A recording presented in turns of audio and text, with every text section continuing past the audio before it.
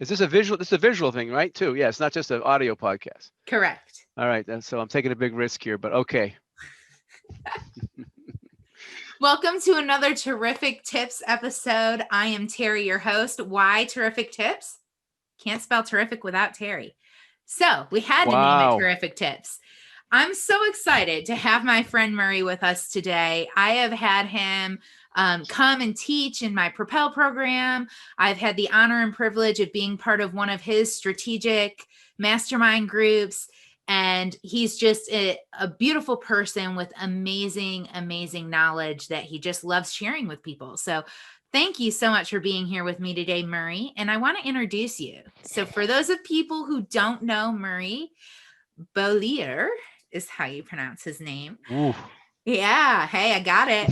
He is a veteran and a debt buster. Now, I know right now you're thinking debt buster. Oh boy, what's this conversation going to be like? Look, he's worked to eliminate all debt in as little as 1/3 to 1/2 of the time without modifying loans, without changing your budget, and without changing your lifestyle. He's magic, guys. This is why he's on the show. This really isn't a surprise, right? I only bring magical people to you. So he's magic, and he has the perfect program for advisors and agents. And over the last couple of years, he actually has helped people eliminate over $2 billion of principal paid down to date. So without further ado, let me introduce you to Murray. Murray, thanks for being here with us Thank today. you, Terry. Just one quick clarification. That's the company has limited 2 billion. The company I'm working with. So not me personally, not me personally, but I'll take it. I'll take that. You've contributed to the I two contributed to the billion. 2 billion. Yes. So thank you very much. Great introduction. Um, and I don't know if I shared this with you, but I did find a great website that sold German food online. The sauerkraut came yesterday, but the worst is yet to come. Guys, be prepared. Murray has got tons of these. He floods social media with these awesome, awesome jokes. I And love she it. invited me anyway. And so a quick story about my name, because did practice that. And so I have to tell this story. So Beaulieu is very hard to pronounce unless you're French. But the last part of my name is Lieu, Lieu, which in English we use the word in lieu of something, right? In lieu of, in place of something, right? So I used to work in this big defense contractor, and I was on the night shift, and they didn't put the cream of the crop on the night shift, if you know what I mean. So the guy, the guy who was managing the night shift, we had a meeting with, and he was like running the show, and I think he had the intelligence of my left sock, and we kept saying, and if he's kind of like a Sopranos guy, I mean, it was Sil Amarino. Oh, so you worked with Tony. Okay, no, I'm kidding. Oh, no, no. So anyway, somebody was talking. They kept saying, well, so in lieu of this, we're going to do this. And in lieu of that, we're going to do this because we're changing everything up. And in lieu of that, in lieu of that.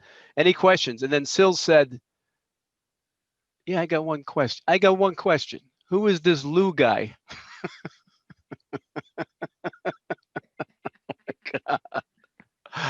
I thought that was funny. All right.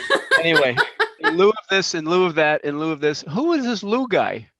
Anyway, Why does he keep showing up everywhere? yeah, What the hell? this guy's We covering a can't lot make of him go ground. away. This guy does everything. We got to hire this guy. Who is this Lou guy? Anyway, that was back in the 80s. So Oh, that's a trip. That's R.I.P. Sil, he's passed away, but he was quite a guy. Anyway, so awesome. thanks for having me on. Yes. This is a wonderful way to celebrate your birthday too, because your birthday just happened. My birthday just happened. Yes, that was very exciting.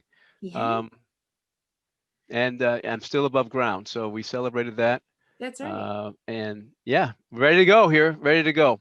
So you came out of retirement to do this debt program. What about it is like why? Why did you decide to do that? Well, I got to tell you the backstory. You Okay. ready? Yeah. All right. So, but first, I got to tell you an interesting fact, fun fact. Okay, this is not a joke, but it sounds like I'm leading up with a joke. So, this mastermind group that you and I both share, that the guy who runs the whole program always wants me to use this line. So, if anybody's a fan of the movie Rudy, right? I don't know. Have you ever seen Rudy? Yeah. So, at the end, he actually played in a game, right? That was the culmination of the whole thing. I was a freshman in college at the game that Rudy played in. the real Rudy. And What?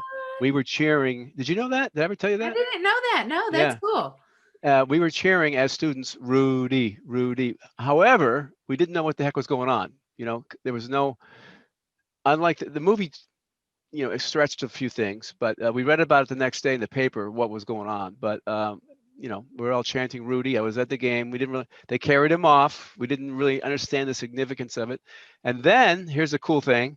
15 years later, we didn't know. I was at the same stadium, Notre Dame Stadium. We were watching a game, and at halftime, when the real team went off, a bunch of fake guys came out and they filmed the movie Rudy 15 years later at halftime of a game I was at. Um, Unbeknownst to the crowd, they told the crowd that, okay, cheer, cheer. So I was in the movie Rudy. I was the guy with the Notre Dame hat Oh, in cool. row 78. Okay, so now I'm gonna have to go back and watch Rudy and see if I can find the Notre Dame hat guy. Yeah. Me and 50 other thousand guys that had the Notre Dame hats. Yeah, that was Yeah, me. if you can pick out the guy, you'll Anyway, find him. Yeah. that has no bearing on anything, but people seem to get amused by that. So I never used to tell anybody that Super until cool. this year. Anyway, it's a Yeah. great movie. I'm a huge fan. It always tears me up, even though I know the ending. It always tears me up. Well, So it's part of your life story too. So I think that's the other cool part is that that that you actually that adds lived to that. it.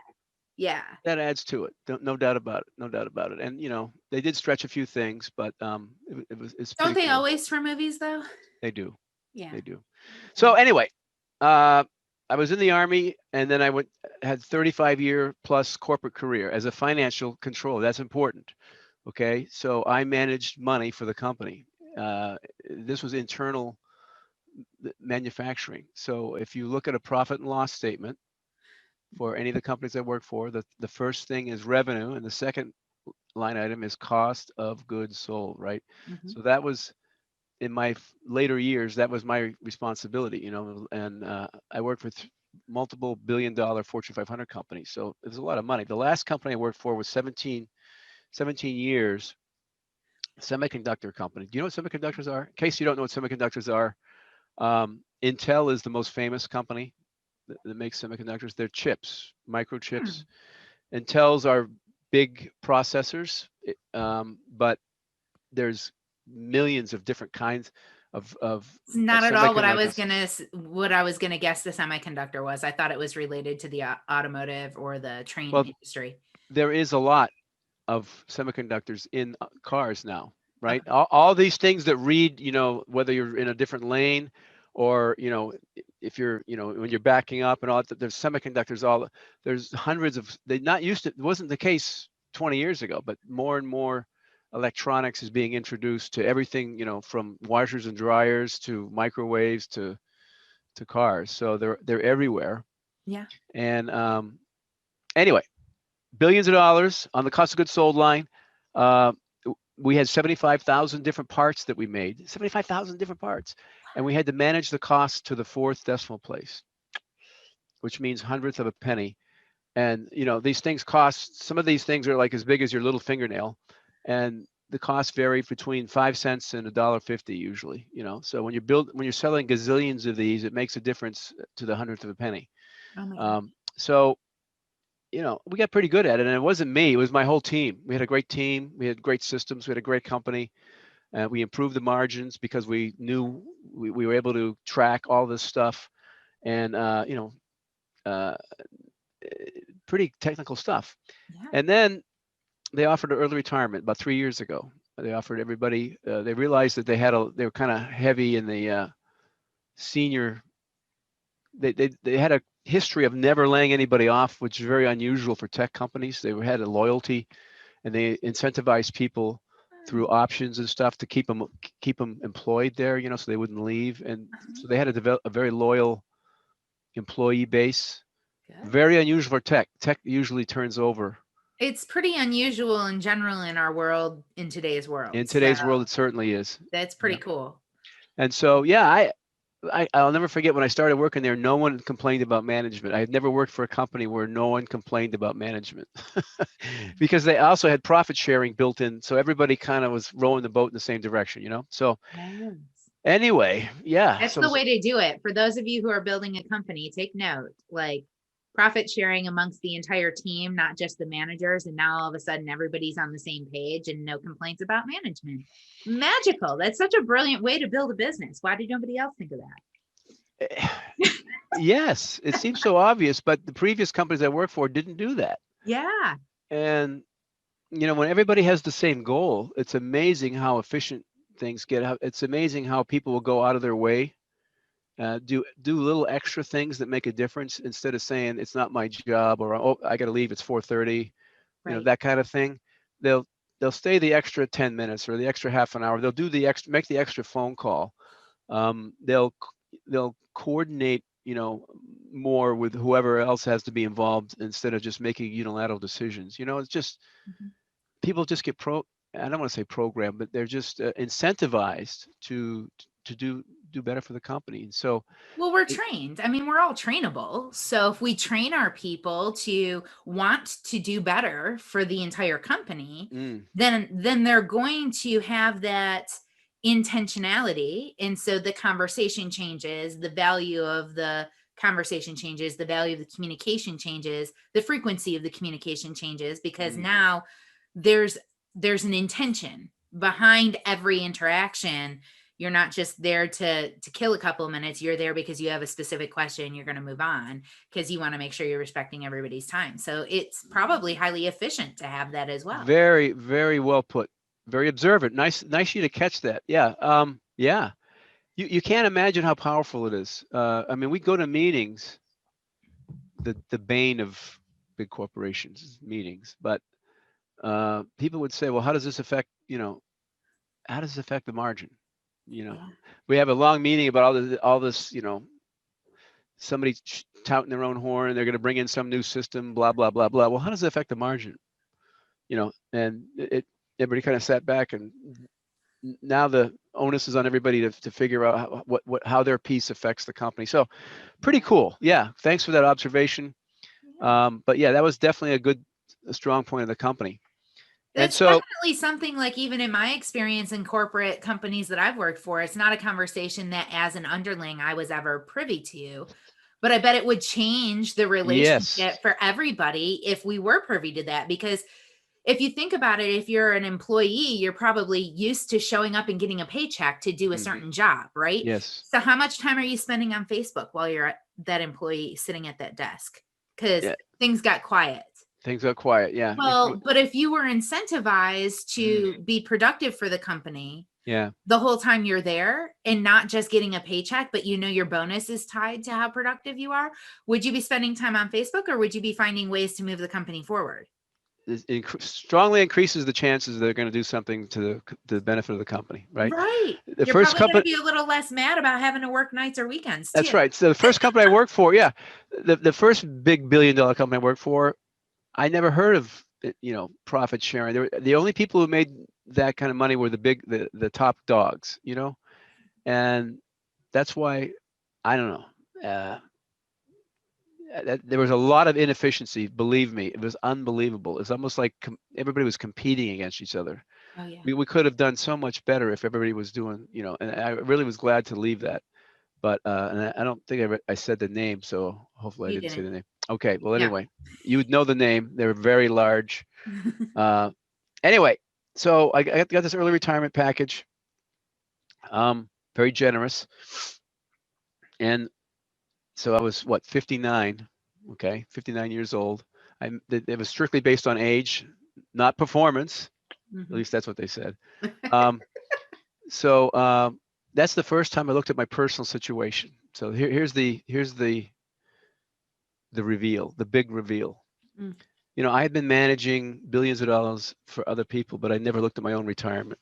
And so I looked at my retirement, and here is the pivotal moment is I realized I wasn't going to be paying off the mortgage on this house until I'm 85 years old, because we had refinanced a few times, and when you refinance, you typically are looking with the sole purpose of lowering your payment so you can get more cash flow during the month.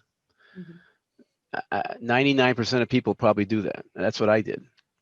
And what I wasn't looking at the whole picture, other stuff is going on. You're basically kicking the mortgage can down the road. And so I was horrified when I learned that. I became physically ill, seriously, couldn't sleep. And the worst of it was I was embarrassed to talk to my wife about it. Here she's trusting me to, run the show. You're the finance guy, so I'm the yeah, finance guy, and I up dropped the to you. friggin' ball. I mean, it was awful. Really, it was awful. And so yeah, that I, would probably keep me up at night too. yeah, yeah. And Yeah. so I mucked around, and I dabbled. The last few years I was at the company, and but immediately after retirement, I was kind of played around trying to find something to leverage what my experience was into some kind of you know job on my own. We'll call it as an entrepreneur, a solopreneur. Is that a word, solopreneur? Sure it is. Um, and It is so today. it is today. Yeah. All right. Effective immediately. Add it to the dictionary. Solopreneur. Yeah. Yeah. And so, and one thing I want to say about that's a little bit off track, but this is important to business owners who are in your team. Okay. This is the second most important thing I want to emphasize here is that mindset is a word I never heard of in 35 years of corporate living, of jobs, That's interesting. but it never came up, but working for myself and working on my own and being a business owner, which I am, not mindset is 98 to 99% of the reason for my, of your, whether you're going to succeed or not, in my opinion. You have to, it's been important for me. Sorry, I'm stuttering. I got a million thoughts and only one mouth, It can't move fast yeah, enough. that. So anyway, it's you study people, you read books on what worked, what didn't work, and you don't want to repeat. You want to learn from people who've already done this. You're not the first person who's done this, and so the constant theme was mindset. Mindset, meditation, physical health, all these things, and over, and it's a recurring theme. And so I knew that I had to get in the right mindset. I share that with everybody. You probably already know that, but I don't think you can get too much of the right mindset. You know what I mean? So it's still a big challenge for me because there's a whole different mindset from getting a steady check every month. You can have a bad week at work and you're still getting the same amount, even with the bonus, it's profit sharing, but you can have a bad week, you can have a bad day, bad week, you still get a paycheck. Yeah. But when you're a business owner, you might be able to have a bad day, but you really can't afford to have a bad week. Everything's riding on you. And so that brings challenges and stress, and it's never going to be a smooth ride. There's going to be bumps all along the way, and you're going to screw up a lot. I just bought a book called "I Hope I Screw This Up," which the story is he learns a lot from his mistakes, and that's how he's gotten so good. The guy's an ex-comedian. Oh, that's fun. But That's such a great way to look at mistakes, though, because really, we live in a world and in a culture where failure is not an option, right? We have a lot Yeah. of people who say failure is not an option, but at the end of the day, we must, with a capital M, fail and fail frequently and fail fast, because that's what allows us to move forward. We can't move forward without failure. And so living in a society where failure is not an option and also a necessity messes with your mind. Like, how do you deal with all of that? So 100%. Yep. that's a great book. I'm going to have to read it. Guys, the author's name is Kyle Cease, I think. Cease. Okay. Kyle. And yeah, it's pretty good. Anyway, you're absolutely right. And if you don't make mistakes, you're not growing. It seems counterintuitive, and even though it still seems counterintuitive. But and there's a whole bunch of metaphors for that. The metaphor I like is when the first rocket went to the moon. Excuse me. It was only on track 3% of the whole time. The rest of the 97% of the time it was adjusting, because that's how, you know, when there's no gravitation or nothing, you know, it's like driving a boat versus driving a car. When you drive a car and you turn the wheel, the wheel makes an immediate movement. But when you're in a boat, there's a little bit of slop there. You kind of, when you're making that turn, because it's not an exact, it doesn't exactly catch right where the keel and the whatever the thing is, it a rudder, wherever the rudder turns, you got to allow for that slop, because you're never going to be exactly right. On a rocket, it's even more pronounced. You know, you're off target a lot. So I love that metaphor. It's a good one. And they say that we've all heard the saying, right? Success is not a straight line. It looks kind of like a scribble line. Yes. And it's because you can have a target way out here, right? Mm. And if you're starting over here, how do you get to this end point over here? Well, you're constantly having to adjust and pivot Yes. along the way to get there. That's right. It's not a straight line. So Never a straight line. it's the same concept of Yeah. we're always making the adjustments, but I didn't realize that only 3% of the time they're actually on track, and the rest of the time That's the story I heard. I've heard a few times, so I'm going with it. You know, it's common knowledge now, so there you go. There you go. Yeah. No, but pretty fascinating.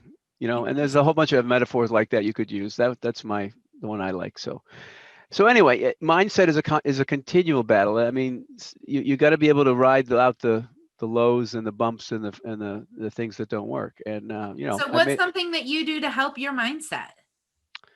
I meditate. And you know, 10 years ago, I would never have. I always thought meditation was for people in California that burned incense. But the same, the same. The guys with the man buns, right? It's only for the guys with the man buns. But all these guys who are having success, you know, all the people who write books and it's a common theme. You know, meditation and affirmations and that kind of stuff. And that's how I met Brian Morgan. Is, you know, I won't go down that path too much, but basically he's a guy I met online, and he liked what I had to offer, but he pissed me off, but he criticized what I was doing. Have you heard this story? I might have, but my listening audience hasn't. All right. So well, this guy, he insulted me. Like, what are you trying to say here? This is crap. You know, it was a marketing piece. Okay. It was a, what do you call it? A lead generation thing. What do you call it? A lead magnet, magnet, right? And for the debt program, which we're going to talk about in a second. And he said, boy, this sucks.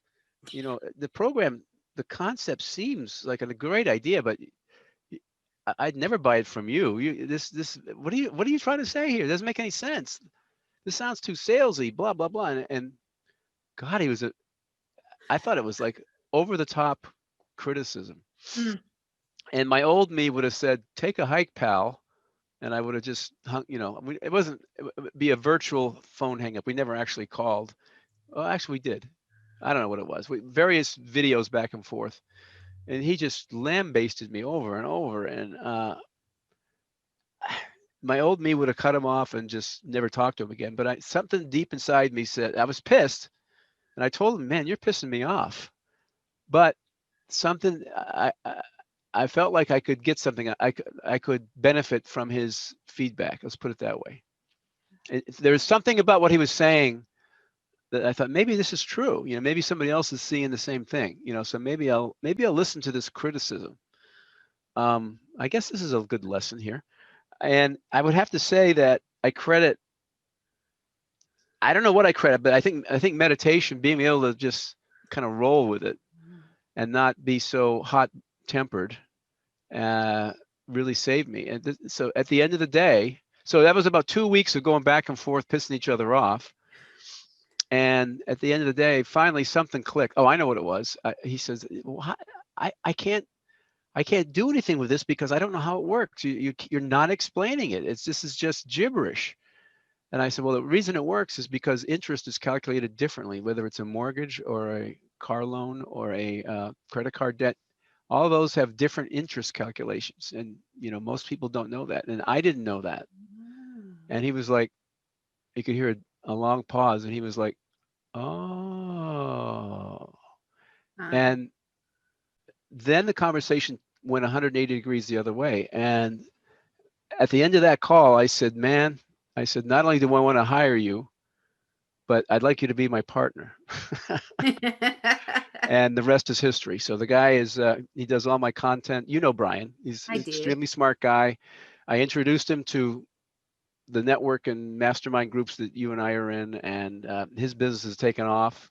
Yes. My business has taken off. So it's a happy ending. But so I credit all that to meditation and affirmations and understanding, uh, that there's bumps in the road and stuff like that. And I would say too, something else that was really valuable out of that is sometimes people are going to piss you off.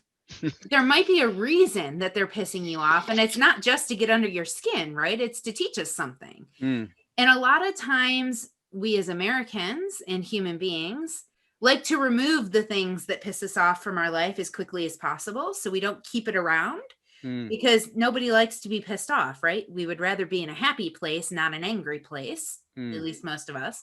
mm, So then we're not paying as close of attention. So what happened for you was you'd gotten used to meditating, and I imagine somewhere in between him pissing you off and you meditating, you were able to meditate on what about it that he was saying that was really getting to you, and mm, why was it getting to you. And that's what allowed you to say, you know what, maybe this dude has a point. mm. Maybe I do need to change something about what I'm doing. Yeah. How can I do that? And I think that's really important, not to just shoo away our naysayers or shoo Mm, away our critics, because sometimes they're actually here to help us, not to mm. hurt us, but to help us. I never asked you how old you are. I'm not going to ask it here in front of this crowd, but if you are a client of Terry, this is genius stuff. Great observations. So if you're a client of Terry, you made a smart move. And if you're not a client of Terry, listen to this. This was not rehearsed. She's just picking this stuff up, man. So imagine what she could do for you. But anyway, that's a shameless plug. So Well, anyway, I appreciate it. Thank you very much. no, but that's really great observation. So thank you. Mhm. Yeah, I think you're 100% right. That's probably it. So And we anyway, don't pay attention to it as business owners. We really don't pay attention to it.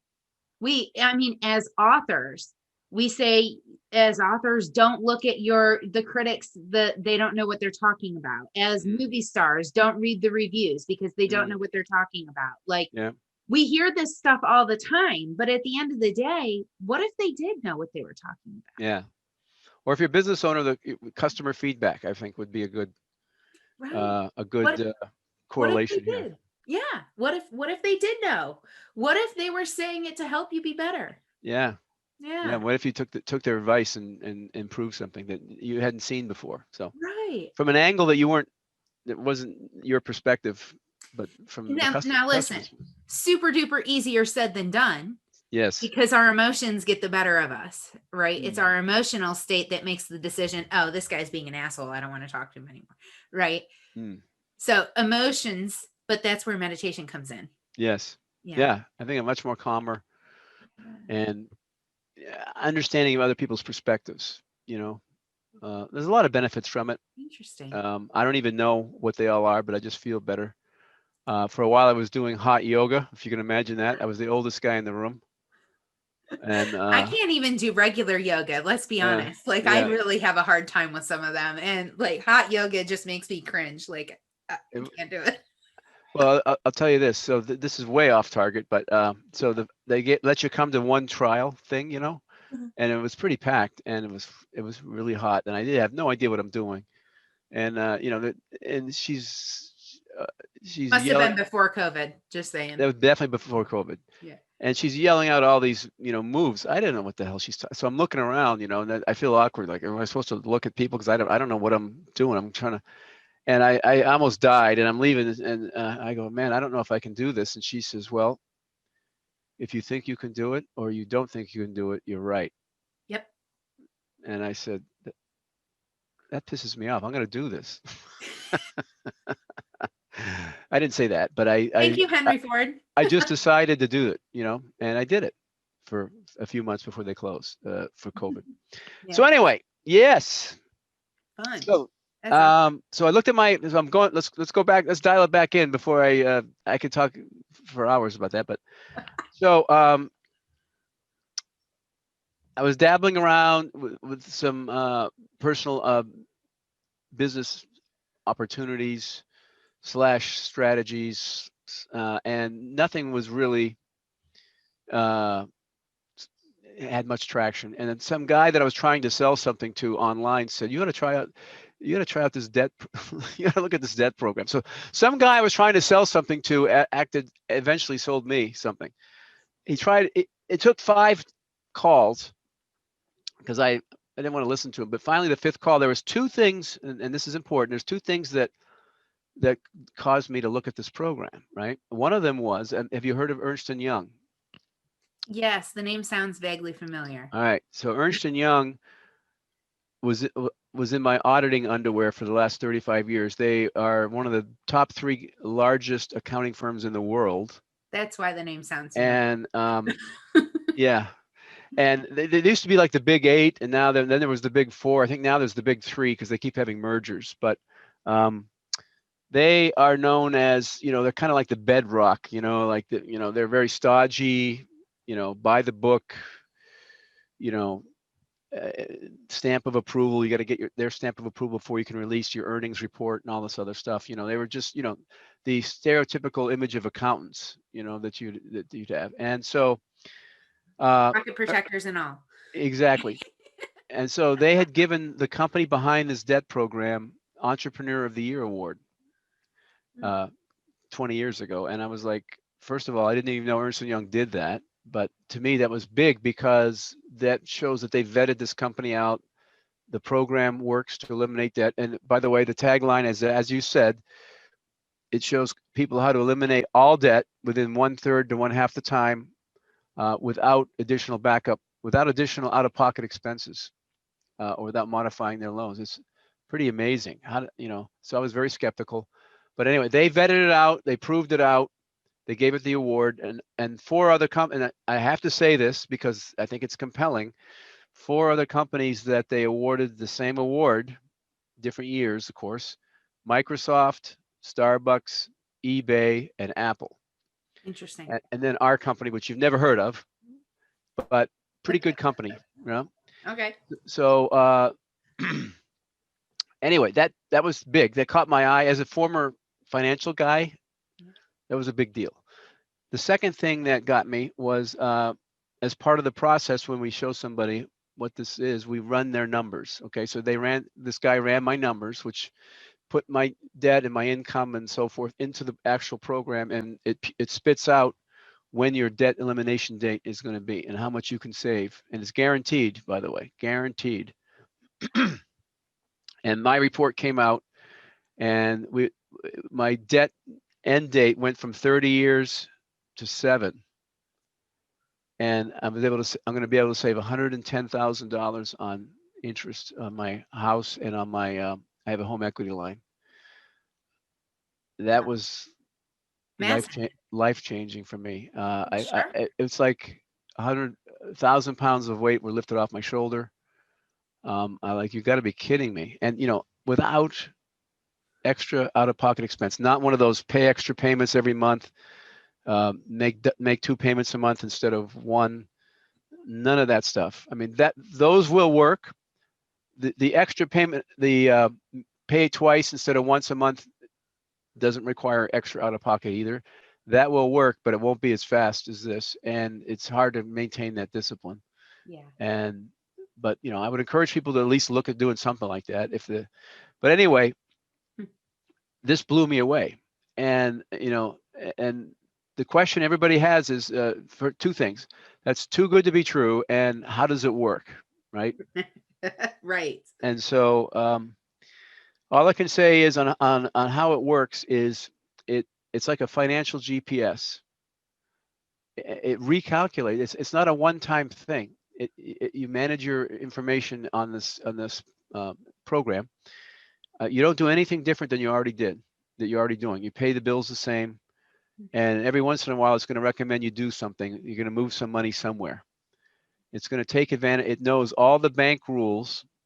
How banks compute interest, how each element of debt that you have computes interest. And as I said a minute ago, interest is calculated differently. But a mortgage interest is heavily a mortgage duration. If you look at an amortization table, which is the schedule, whenever you close a loan on a house, you get an amortization schedule, and it says payment 1. And if you have 30 years, it goes 1 through 360. Whoops, did I lose you? Nope, I'm here. I hit a button there. And it says, okay, the payments are the same every month, but this is the percentage of, this is the interest and this is the principal. And if you look at a mortgage, and they give you the friggin' amortization schedule when you close.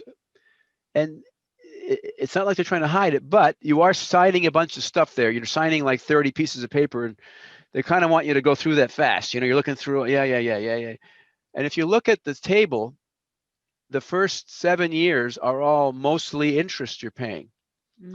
So in my head, get this, I'm sure that I'm not the only one, and I'm a finance guy, which is really embarrassing.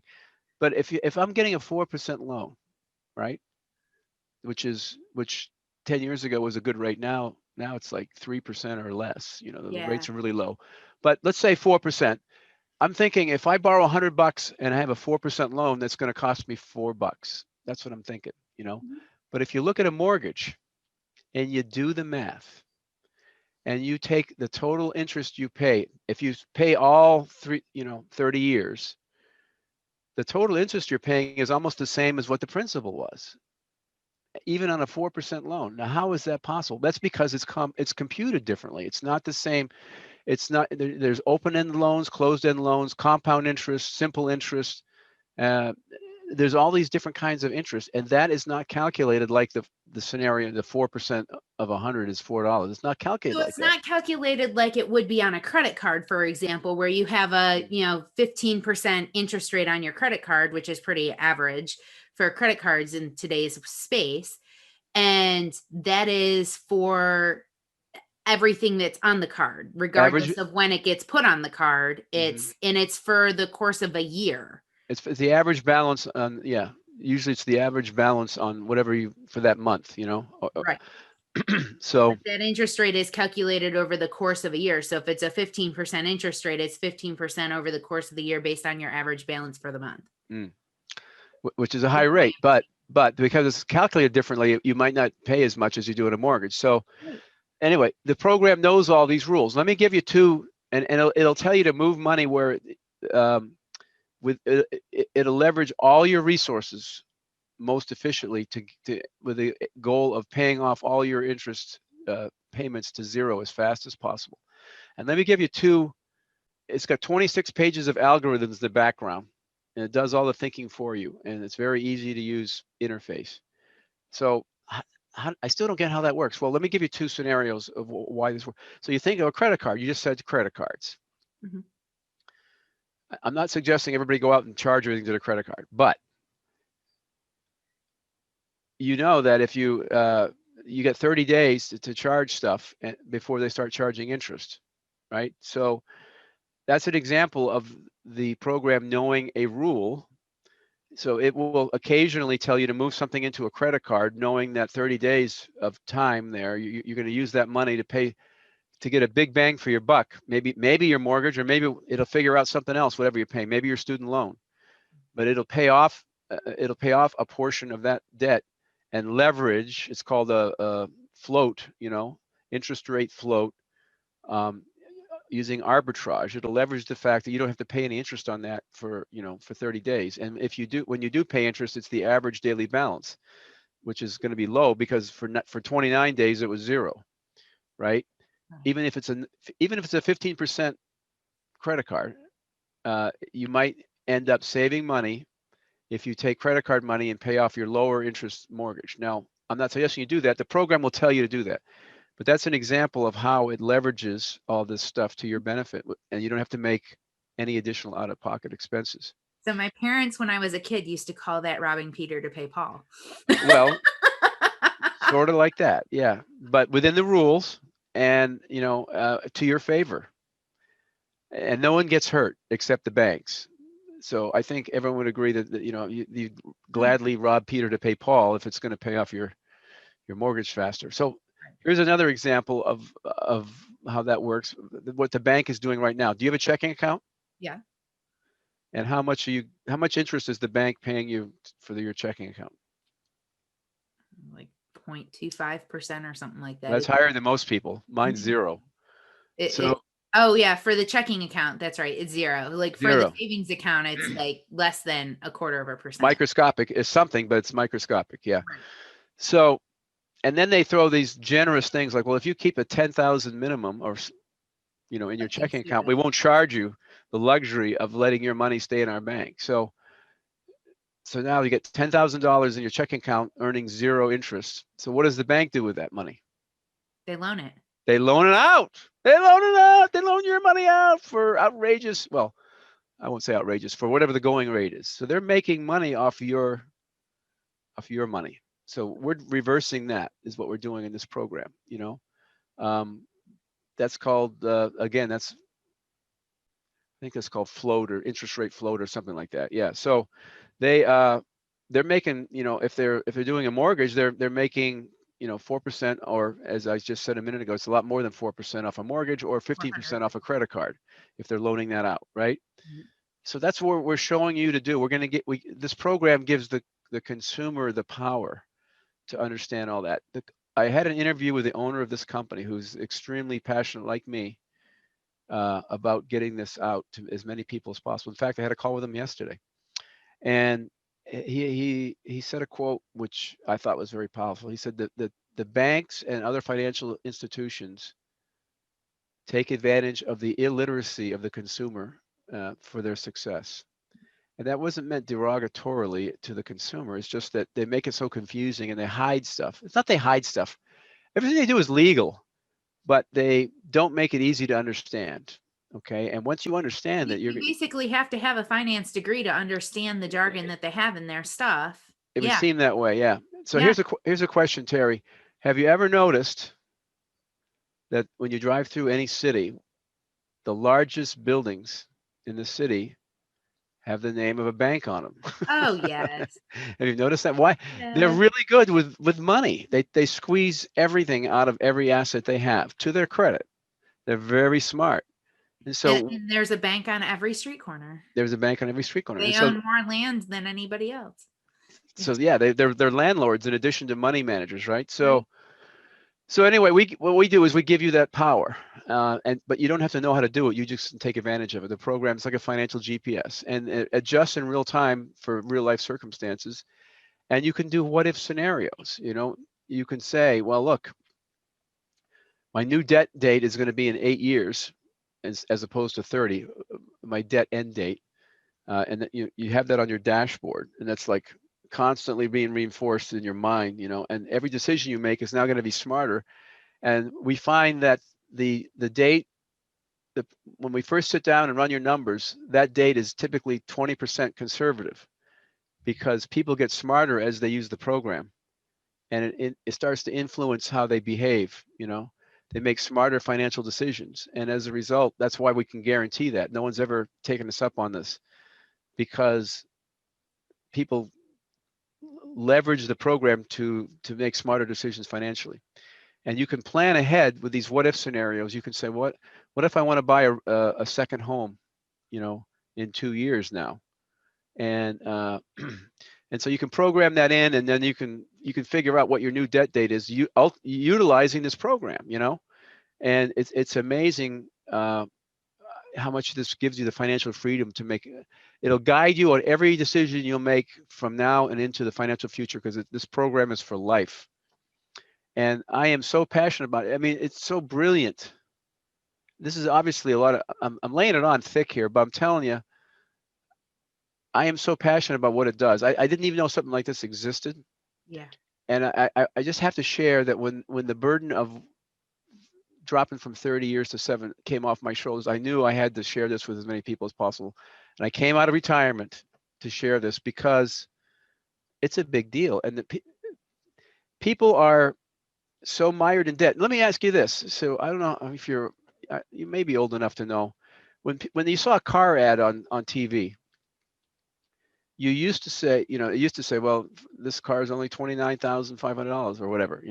Now every car ad you see is the payment is only, they didn't even tell you how much it costs. Because now people are only thinking about can I make the payment? Can I make the payment? And as a result, they're not looking at the big picture. Right. And there's a lot to the loan besides what the payment is. I was guilty of that myself when I refinanced. So I can speak to this. I was looking at the payment. I wasn't looking at the fact that I was kicking the mortgage can down the road 30 more years. And as I said earlier, as people who know real estate and mortgages and all that, the first 7 years are where you're paying all this interest. So you're really not saving anything, really. And Right. so people are spending money they don't have to impress people they don't like with stuff that they don't have, and people are Or mired don't in, need. Yeah. and people are in a stranglehold, and it's affecting everything they're doing, and so Well, it affects the mindset too. So to bring it full circle, it affects your mindset too. Because if you're in a job or if you're in a business that you own a business, you own a company, you have people that work for you. If you've been doing the kick the mortgage can down the road, or if you've been doing the put that on a credit card, it'll be fine. We'll figure it out later game, that's what I was doing. But go ahead. Yep. and we all do that because we're human. And if you're playing those games, what ends up happening is one day you're laying in bed not able to sleep because you have all of this debt that you're looking at and you're not sure how you're going to pay it because you didn't calculate it all together and you don't have a strategic plan for how you're going to pay it off. Can I ask you a personal question? Now, we didn't rehearse this, but we did talk about it before. So I really feel bad for people who have college debt or loan. Yeah, college debt, right? Student debt. Student debt. We'll call it student debt. I mean, that's a big political topic. And I mean, It's going to be the next bubble to pop, I think. yeah. I mean, how can the burden that people have when they graduate from college to pay off, I mean, it's beyond ludicrous. As a parent who just paid, for my kids to go through college, it's just, it's beyond, what's the adjective beyond ludicrous? I don't know. I can't, whatever it is, but I don't know. so student debt is a crippling. It's huge. Can you share with us I don't know, this is kind of. So for me, Not the amount you're paying, but just how does that make you feel that student? I actually went through a consolidation because I had 13 student loans. So I went through a consolidation a couple of years ago. I now have 3 student loans. 2 of them are private and could not be consolidated. And those are the ones that get me the most because the interest rate on private loans at the time that I got them was not fixed. It was a flex interest rate. So I have an 11.5 interest rate on a student loan. Wow. Because it's a private loan. It's insanity. Wow. It's absolute insanity. That's painful. It's super painful. It literally is, people look at us and say, you're in your mid 30s. Why don't you own your house? Why did it take you until you were 35 years old, Terry, to buy a second vehicle? For Pete's sakes, like who lives with one vehicle today? We spent the first 15 years out on our own with one vehicle because I had $900 in student loan debt a month. That's painful. And I'm like, that's my mortgage, guys. Like, this is why I live in a $600 house because I pay $900 a month on student loans. It's insane. Wow. So I went through the consolidation and then went into when they rolled out the income-based repayment program, rolled into that, which did help a lot. But and now because of COVID, everything, all of the federal loans are paused. Like I don't have to pay anything on them right now because everything's paused for COVID. That's good. It's great. And it's sitting there. Still sitting there. Yeah. It's still collecting interest. I just don't have to pay on it. It's just sitting there. Wait a minute. It's still collecting interest? Oh yeah. They didn't pause the interest? Oh no. Yeah. So it's all just sitting there, just like adding to the debt. Yep.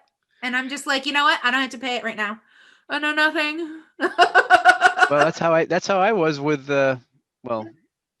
I was ignorant on my mortgage, and I'm a finance guy, so it's understandable how people don't get how this stuff works. And the biggest challenge, I think, the biggest travesty when it comes to the student loan stuff, we're kids.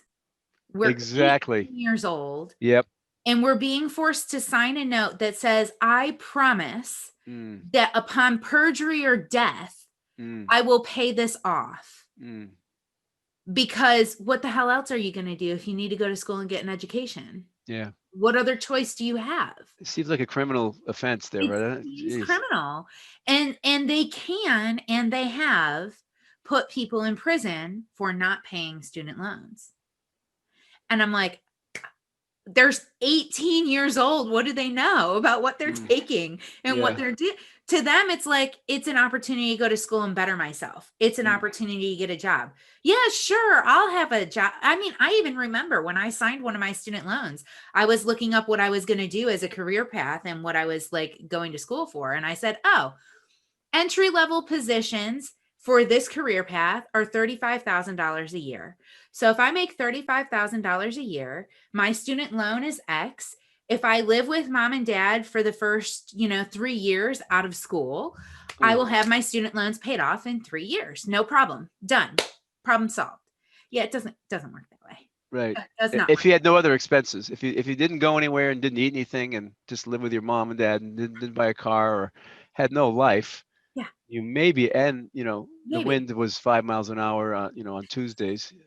And nothing ever tragic ever happened. Yeah, and you had no medical bills. And Right. Blah blah blah. Right. Painful. Yeah. God, that's an amazing story. That's it's crazy. But you're not alone. There's millions of other people in the same boat, and there are. Yeah, awful. So anyway, there was other things I was exploring doing, trying to leverage my experience, and I met some great people, and I learned a lot of great advanced tax strategies. This one angle, I'm not going to go down this rabbit hole, but there's some cool tax strategies that we may or may not talk about that business owners can take advantage of. Like, for example, we can talk about them another time. That would be that would be a great call. Opportunity to have you come back. Because there's some great stuff that people don't know about. But I can tell you, and I will end with this probably because I think we're probably gone way over. But this is, to me, an easy sell for me. And sell's not the right word. I'm just sharing this. It's easy for me to do. It doesn't mean it's easy to make money off it. I'm talking about, I feel so good about sharing this. I'm extremely motivated about sharing this, and I can't talk enough about it. As you can see, I have diarrhea of the month of the mouth month. A friend of mine was worked at Lens Crafters, and he fell into the lens grinding machine, and he made a spectacle of himself.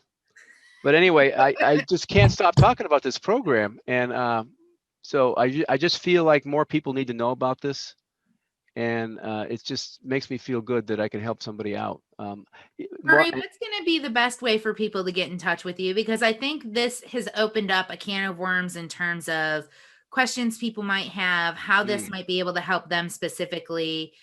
How can they reach out to you so that they can get those answers? Thank you. Try emailing me. There's two ways. Murray, MURRAY, at boostedprofits.com, all one word. Or you have the spelling on this podcast somewhere. Look me up, connect with me on LinkedIn. There's only one Murray Beaulieu in the entire galaxy of LinkedIn. And you can read a little bit more about the debt program there and connect with me, and I'll send you some more information, because it does sound too good to be true. So I'll share some information about how it works. It's magic, guys. It's magic. You need to connect with Murray. I usually have one other question, but we have run a little long. So I will save that question for the next time I have you on the show, my friend. Okay. Sorry to talk so long. No, you are good. I've appreciated it. I know our audience has too. It's been wonderful. I so appreciate you, and I can't wait to see you again soon. Everybody who's listening, thanks for tuning in. Till next time. Thanks, Terry.